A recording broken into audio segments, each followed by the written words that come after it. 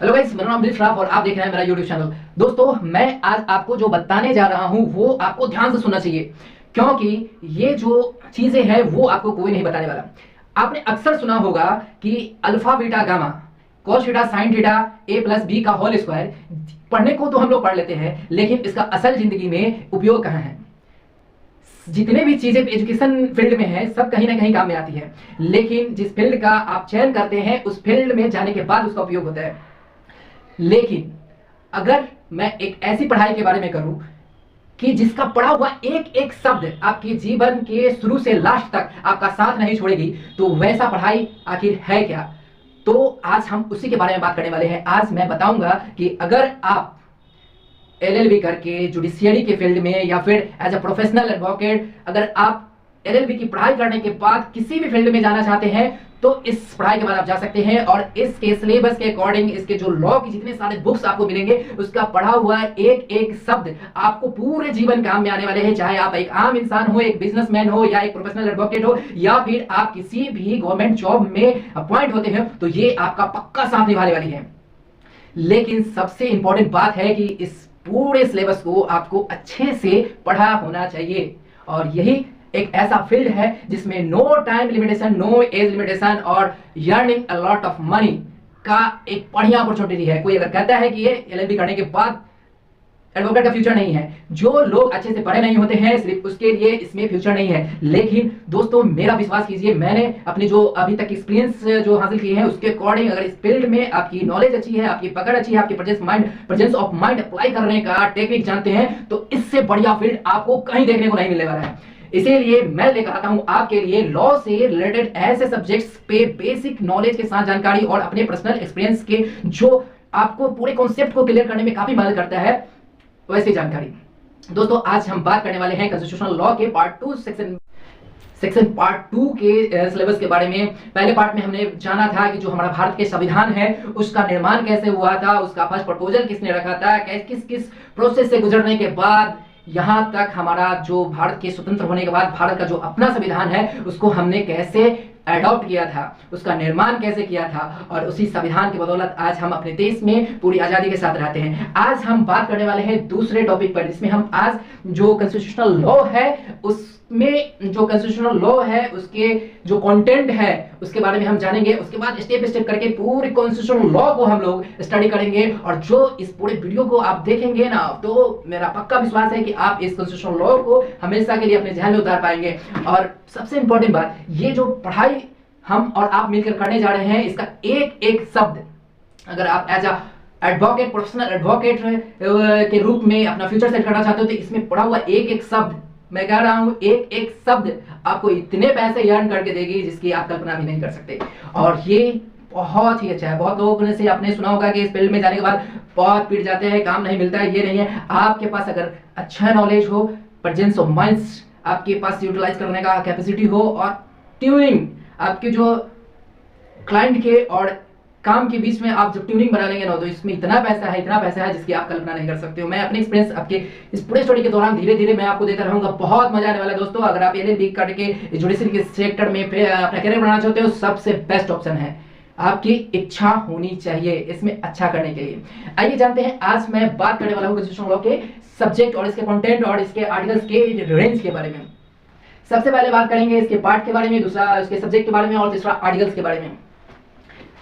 मैं आपको दिखाना चाहता हूं इसमें एक ये भारत का संविधान का मेरा बुक है जिसको बेरेक्स के रूप में हम लोग पढ़ते हैं। जब भी जो नए प्रोफेशनल एडवोकेट बनने के लिए इस फील्ड में उतरते हैं तो उनको ये सब चीजें बहुत अच्छी से मालूम होनी चाहिए। सबसे पहले मैं आपको दिखाना चाहूंगा, इसमें भारत का संविधान है और उसमें जितने भी महत्वपूर्ण निर्णय हुए हैं उसके जो से इसमें आपको देखने को मिल जाएंगे। उसके बाद भारत का संविधान, और भारत का संविधान आपको दिख रहा होगा, भारत का संविधान।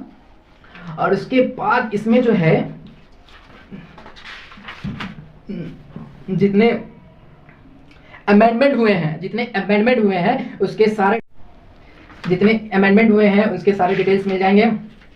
2021 में अमेंडमेंट हुए हैं, और उसके बाद यहाँ 2019 में, और उसके बाद 2019 2000 में दादरा और नगर हवेली, दमन और दीव राज्य क्षेत्रों में विलय अधिनियम 2019, और उसके बाद कश्मीर, जम्मू एंड कश्मीर पुनर्गठन अधिनियम 2019, और उसके बाद आर्टिकल 370 घोषणा। ये सब चीजें जितने अमेंडमेंट हुए हैं उसका डिटेल्स यहाँ पे आपको मिल जाएंगे बैरेट्स में। और उसके बाद आता है the constitution of India contents. इसमें हमको पढ़ने क्या क्या होते हैं। तो इसमें फर्स्ट पार्ट में आपको मिल जाएगा the union and it's territory.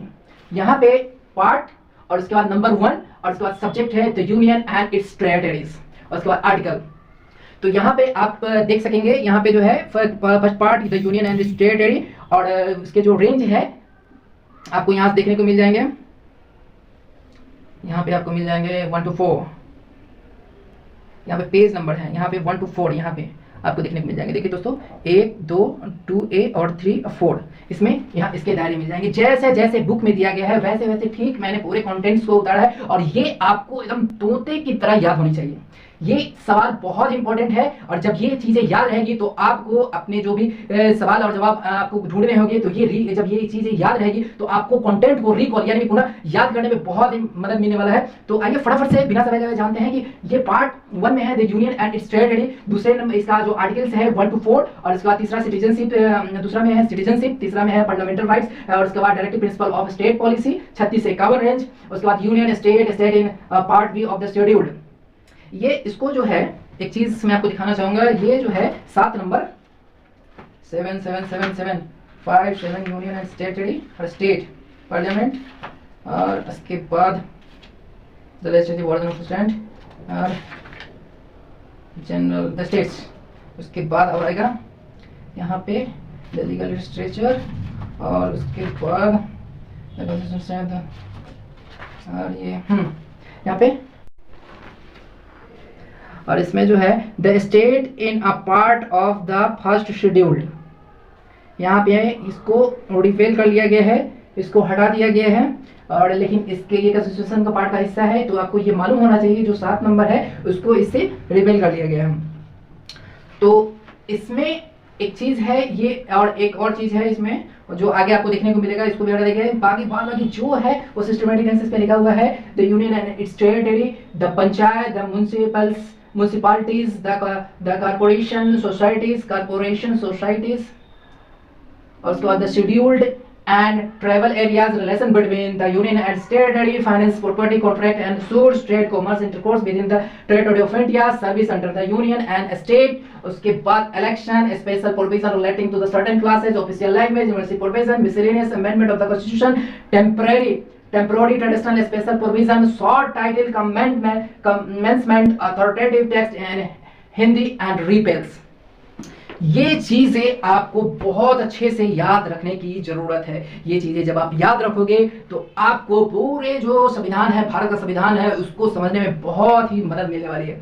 तो मुझे उम्मीद है कि ये सारी चीजें आप याद कर लेंगे। इसके लिए एक फार्मूला मैंने बहुत ही यूट्यूब पर वायरल होते हुए देखा है कि यू कैन फ्लाई डायरेक्ट क्या करके कुछ ऐसा फार्मूला बनाया गया है, उसके अकॉर्डिंग भी आप इसे याद करें। याद करने का प्रोसेस चाहे जो भी हो, बस आपको याद रहना चाहिए। और इसका यूटिलाइजेशन कहाँ है, कैसे इसका व्यवहार में यूज लाना है, और पहले दिन से आप नोटों की बारिश कैसे करने वाले हो, इसके जब प्रोफेशनल आप कोर्स में जाओगे सारी चीजों पर एक एक करके बात करेंगे। सबसे पहले ये चीजें आपको याद करनी होगी। 22 पार्ट्स मैंने पिछले वीडियो में भी बताया था आपको कि इसमें 22 पार्ट्स है, और ये 22 पार्ट्स के जो भी सब्जेक्ट है उसके नाम मैंने आपको बता दिए हैं, उसके जो रेंज है वो चीज आपको मैंने बता दिया है। यहाँ पे जो बताया था मैंने the state and in part B of the scheduled, यहाँ पर 238 रिपेल कर दिया गया है, यानी कि इसको निरस्त कर दिया गया है। ये जानकारी आपको होनी चाहिए। और ऐसे ही बहुत सी चीजें हैं जो जब इसके अंदर हम सब्जेक्ट वाइज पढ़ेंगे तो और भी कॉन्सेप्ट क्लियर होगा। और ऐसे ही जानकारी के लिए बने रहिए मेरे साथ। बहुत ही जल्दी मैं इस सारे कंटेंट को क्लियर करने वाला हूं और बहुत मजा आने वाला है दोस्तों। बेहिचक आप जुडिशरी की फील्ड में जाना चाहते हैं तो आप जा सकते हैं। मेरा पर्सनल एक्सपीरियंस ये कहता है तो आप बहुत अच्छा करेंगे। बस कंडीशन ये है कि आपके पास क्वालिटी ऑफ एजुकेशन होना मस्ट है। विदाउट पढ़ाई के, विदाउट नॉलेज के आप इस फील्ड में एक दिन भी टिक नहीं पाएंगे। बहुत सारे लोगों से आपने सुना होगा कि मैंने बहुत सारे ऐसे एडवोकेट आपको मिल जाएंगे जिसकी पूरी करियर समाप्त हो जाती है और पूरे जीवन में वो कुछ अर्न नहीं कर पाते हैं प्रॉपर वे में। लेकिन मैं कहता हूं कि जब आप इस फील्ड में जाओगे तो पहले दिन से ही आप बहुत अच्छा कर सकोगे। इसके पीछे कारण है आपकी क्वालिटी, आपकी मेहनत, और आपको पूरी शिद्दत से मेहनत करना पड़ेगा। ये एक ऐसा फील्ड है जिसमें नो टाइम लिमिट है, लेकिन इसका मतलब ये नहीं है कि इसे आप आउट ऑफ वे जाके बहुत सारे समय के बाद, मैं जितना आप जल्दी इसमें स्टार्टअप करोगे उतना इसमें ब्राइट फ्यूचर होगा, और उसके बाद इसमें आप कभी रिटायर नहीं होने वाले हैं। इस फील्ड में आप कभी भी रिटायर नहीं होने वाले हैं। एक बात का आप मेंशन कर लीजिए, इस फील्ड में आप कभी रिटायर नहीं होने वाले हैं, और आपकी जो इनकम है प्रॉपर वे में डे बाय डे इंक्रीज करेगी। ये ऐसा फील्ड है कि जितना आप इस फील्ड में काम करोगे ना, उतनी गुना से आप इसमें पैसा अर्न करोगे। और सबसे बड़ी इंपॉर्टेंट बात इसमें यह है कि इसमें एक बार जो आपने इन्वेस्टमेंट कर दिया, जो आपने पढ़ाई में इन्वेस्टमेंट कर दिया, उसके अलावा no investment, only for earning का इसमें प्रोफेशन है, और ये मैंने अनुभव किया है। इसीलिए मैं आपको बता रहा हूं कि अगर आप जुडिशरी के क्षेत्र में जाना चाहते हैं, तो उसके लिए आप LLB करना चाह रहे हैं, तो आप इसके लिए बेहद ही बहुत ही निर्णायक मोड़ पे हैं, क्योंकि कैरियर LLB ही एक ऐसा पढ़ाई है जिस पढ़ाई को करने के बाद आप A से लेकर Z तक किसी भी फील्ड में आप जा सकते हैं। किसी भी field, government sector, private job, उसके बाद अनगिनत स्कोप है। मैं काउंट नहीं करके बता सकता आपको। इसमें इतनी अपॉर्चुनिटी है, इतना मान सम्मान आपको मिलेगा जिसकी आप कल्पना नहीं कर सकते। लेकिन कंडीशन सिर्फ एक है कि आपके पास क्वालिटी ऑफ एजुकेशन होना बहुत ही जरूरी है। तो आज की वीडियो में इतना ही। आपको इस चीज को पहले याद कर लेना है, और उसके बाद मिलना है अगले वीडियो में। अगले वीडियो में हम डिस्कस करने वाले हैं the union and state studies के बारे में। तो मेरे प्यारे दोस्तों, आज की वीडियो में इतना ही। मैं आपको सिर्फ ये बताना चाह रहा था कि इस कंटेंट को आपको याद रखना है, ताकि मैं जो अगला वीडियो लेकर आऊं आपके लिए, उसमें आप जो कंटेंट आपका रहेगा वो याद रहेगा, तो आपको समझने में आसानी होगी। और ऐसे बहुत सारे प्रश्न हैं जो आप जब कॉम्पिटिटिव एग्जामिनेशन या फिर जुडिशरी के ऐसे फील्ड में एग्जाम में जाएंगे, तो आपको ये चीजें काफी इंपॉर्टेंट होने वाली है। उसका रेंज आपको काफी मदद करने वाला है, उसका पार्ट आपको याद करने वाला है, और जब ये टॉपिक सब्जेक्ट का जो मेन हेडिंग है वो आपको याद रहेगा, तो उससे रिलेटेड कंटेंट आपको मेमोराइज करने में काफी मदद मिलने वाला है। तो आज की वीडियो में बस इतना ही। ये बेसिक टॉपिक है। जब हम इसके जो 1 बाय 1 करके जब इसके सब्जेक्ट को डीपली इसके अध्ययन करेंगे ना, तो ये चीजें आपको याद रहेंगी, तो और भी मजा आएगा।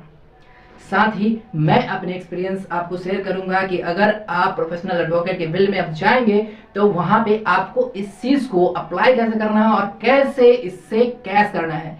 ये चीजें एक एक वर्ड्स आपके इतने काम आने वाले हैं, जिसकी आप कल्पना नहीं कर सकते, और ये एक एक शब्द आपको इतने पैसे भी देने वाले हैं जिसकी आप कल्पना नहीं कर सकते। बस कंडीशन ये है कि आपको इसको अप्लाई करना आना चाहिए। तो आज के लिए बस इतना ही मेरे प्यारे दोस्तों। मिलते हैं अगले वीडियो में इसके अगले पार्ट के साथ। तब तक के लिए जय हिंद दोस्तों, राधे राधे।